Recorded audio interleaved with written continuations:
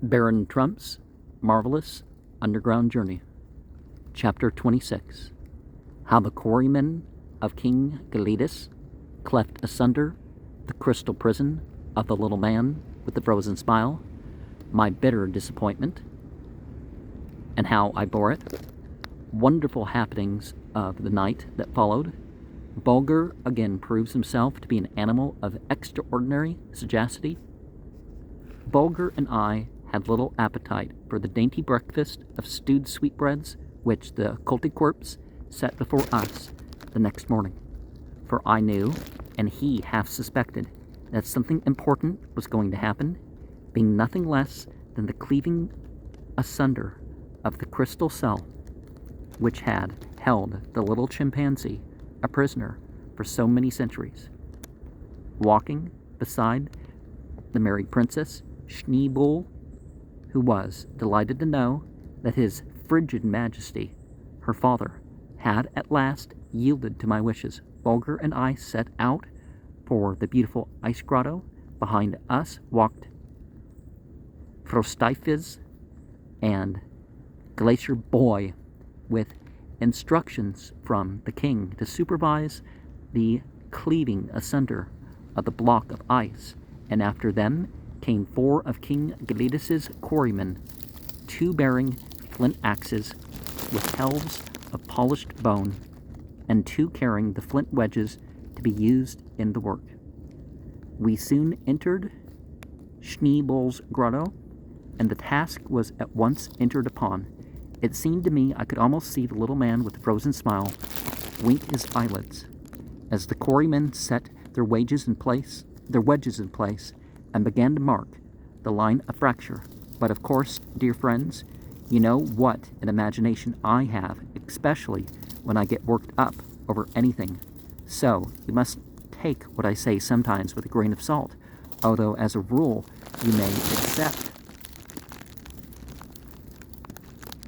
my statements with childlike confidence. With such wonderful skill did the Koltikorpian quarrymen use their axes and wedges that in a few moments, to my great delight, the huge block of ice fell asunder in perfect halves, in one of which the little man-like creature lay on his side in a casting in a mold, like a casting in a mold. I made haste to lift him out and wrap him a soft pelt, which I had brought along for the purpose, and then I returned to retrace my steps to my chamber, where I intended to begin at once my study of whatever inscriptions should be found upon his curious collar.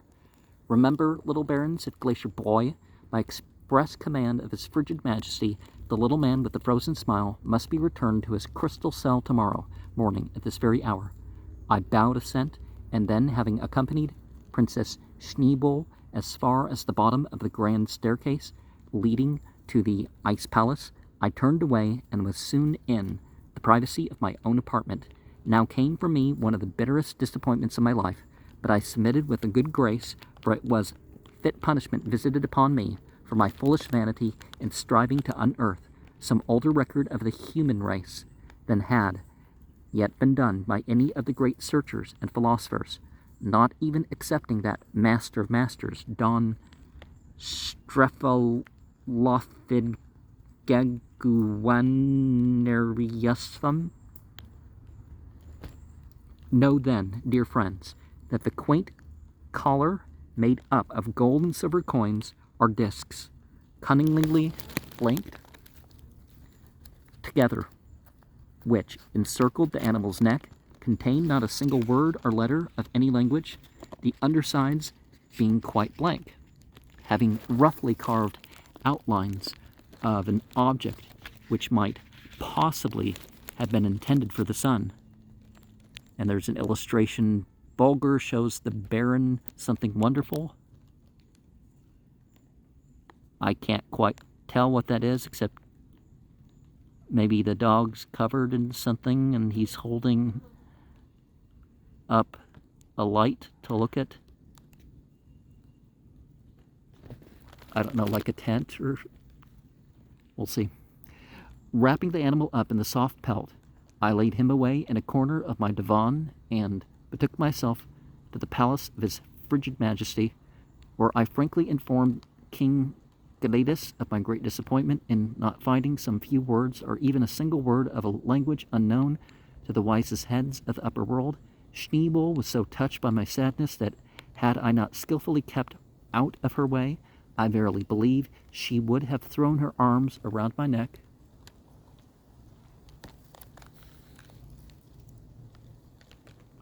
and imprinted upon my cheek the kiss which would have made me the king of the Koltykwerps.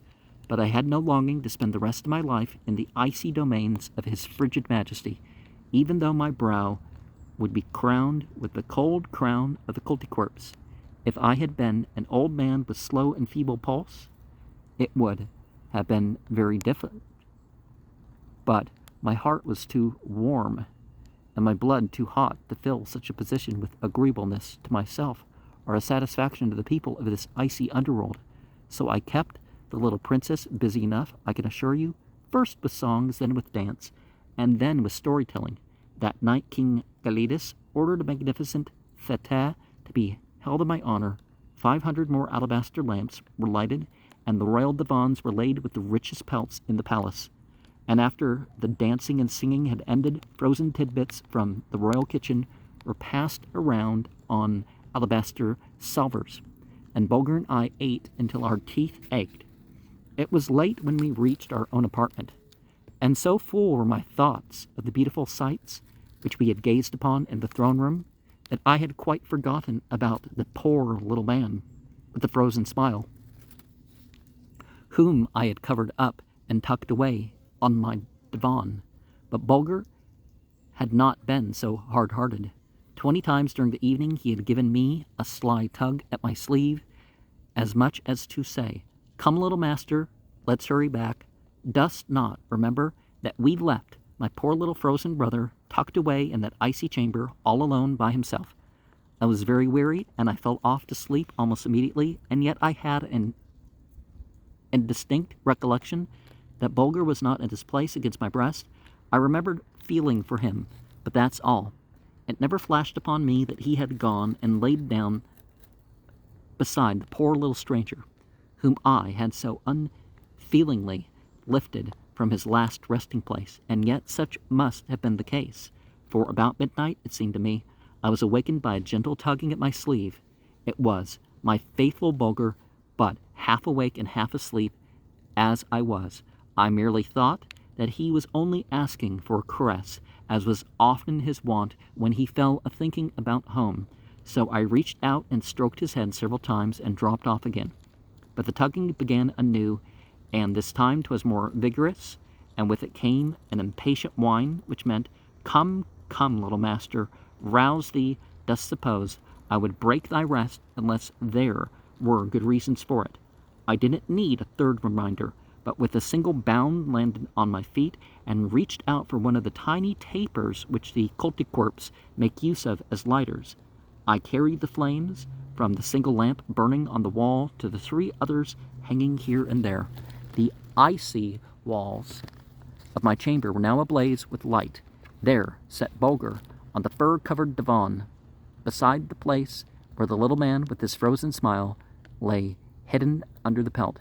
His tail was wagging nervously, and his large, lustrous eyes were fixed first upon me and then upon the covering of his dead brother with an expression I never remembered having seen in them before. And then with a sudden movement he laid hold of the pelt and, drawing it aside, showed me, what think you, dear friends, what I acts in a tone of half-whisper, half-gasp, for now, years after, I still can feel that wonderful thrill which I felt then. Why, it was alive. That ape-like creature had come to life after his sleep of thousands of years in that narrow crystal cell. Bulger had lain down beside his frozen brother and warmed him back to life again. Oh, it was wondrously wonderful to see that pair of little eyes, bead-like in brightness, look up and blink at me, and then to hear that low, moaning voice, so human-like as if it whimpered with a shake and shiver.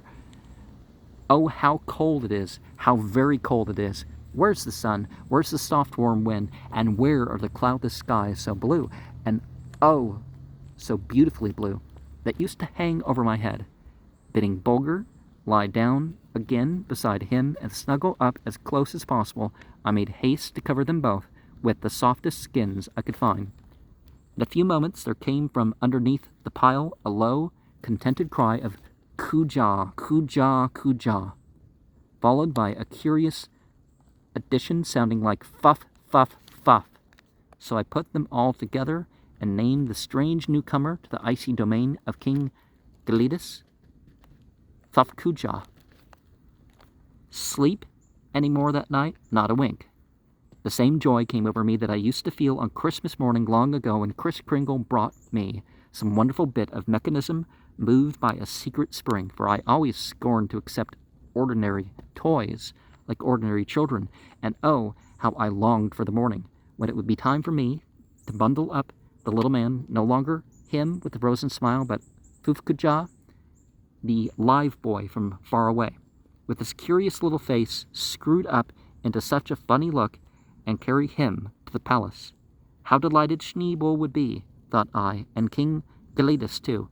How he would unbend from his frigid majesty as he watches the antics of Fufkuja, and how pleased all the dignified Kotikorpians, including even Frostithes and Glacier Boy, will be when I tell them that the little man with the frozen smile has come to life again.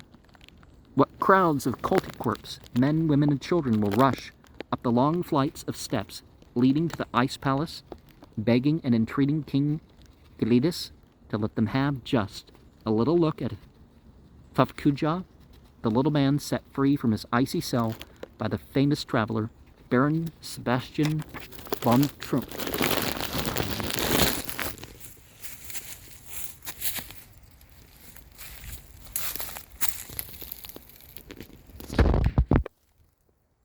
I'll see if I can find the turtle again.